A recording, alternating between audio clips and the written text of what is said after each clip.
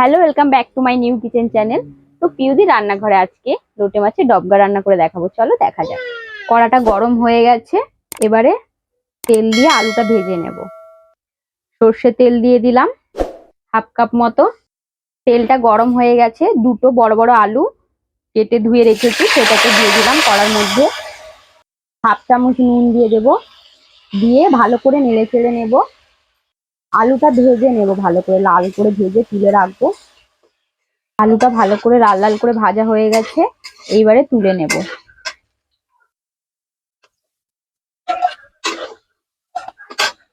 সেই আলু ভাজার তেলেই আবার একটু তেল দিয়ে দেব, তারপরে তেজপাতা দিয়ে দেব।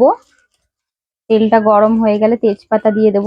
তেলটা গরম হয়ে গেছে, তেজপাতা দিয়ে দিলাম, দিয়ে আবারও একটু নেড়ে চেড়ে নেব। এইবারে দিয়ে দেব একটা গোটা পেঁয়াজ কেটে রেখেছিলাম বড় সাইজের, সেই পেঁয়াজটা দিয়ে দেব। বড় সাইজের একটা পেঁয়াজ, একটু নেড়ে চেড়ে নেব পেঁয়াজটা। পেঁয়াজটা বেশি ভাজবো না, সামান্য লাল লাল হয়ে যাবে, তখনই আমি আদা রসুন পেস্টটা দিয়ে দেবো। হালকা লাল লাল ভাজা হয়ে গেছে, এবারে আদা রসুনের পেস্টটা দিয়ে দেবো। আদা রসুন একসাথে পেস্ট করে রেখেছি, 2 চামচের মতো আছে, এবারে দিয়ে দেব। এটাকেও ভালো করে নেড়ে চেড়ে নেব, যতক্ষণ না আদা রসুনের কাঁচা গন্ধটা কাটছে ততক্ষণ আমি কষিয়ে নেব। আদা রসুনের কাঁচা গন্ধটা চলে গেছে, এবারে দুটো টমেটো কেটে রেখেছি সেটা দিয়ে দেব। আবারও এটাকে নাড়াচাড়া করে নেব। ভালো করে নাড়াচাড়া করতে করতে যখন দেখবেন টমেটোটা একটু গলে এসছে তখনই মশলা দেবেন।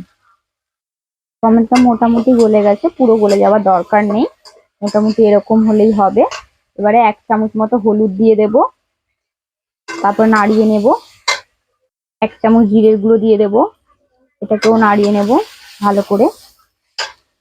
1 চামচ মতন লঙ্কার গুঁড়ো দিয়ে দেব, এটাকেও ভালো করে নাড়িয়ে নেব। আপনারা যেমন ঝাল খান সেরকম দেবেন পরিমাণ মতো। আমরা বেশি ঝাল খাই না, যার জন্য 1 চামচ লঙ্কা দিলাম। একটু মশলাটার মধ্যে জল দিয়ে দেবো যাতে নিচে না লেগে যায়। আবারও একটু নেড়ে নেব। মশলাটা থেকে যখন তেল ছাড়বে তার মানে ভাববেন যে মশলাটা কষানো হয়ে গেছে। এবারে দেখুন মশলা থেকে ভালো করে তেল ছেড়ে গেছে। এবারে 500 মতো এখানে লোটে মাছ আছে, এটাকে আমি দিয়ে দেব।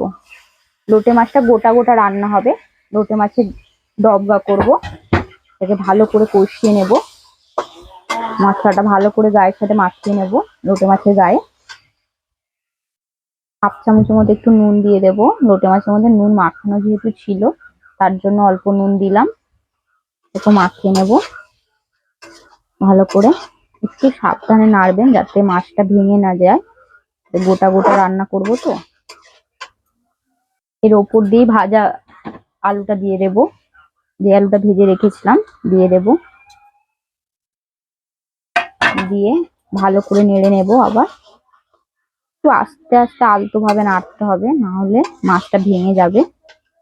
যেহেতু এই মাছটা খুবই নরম হয় তো তার জন্য সাবধানে নাড়তে হবে, নাহলেই ভেঙে যাবে। যতটা পারবেন আস্তে আলতো হাতে নাড়াবেন। লো টু মিডিয়াম আছে ভালো করে কষাবেন এটাকে। দেখছেন একটু লোটে মাছের গায়ে থেকে এবারে জল ছাড়ছে,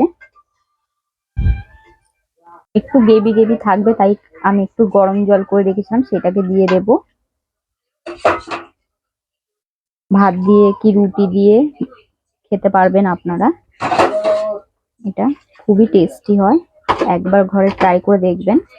আমি অল্পই জল দিলাম, আপনাদের যেরকম গ্রেভি রাখবেন সেইভাবে জল দেবেন, আমাদের এইটাতেই হয়ে যাবে। এবার ঢাকা দিয়ে দেব, 1 মিনিট বাদে ঢাকা খুলে দেখবো কেমন পজিশনে আছে।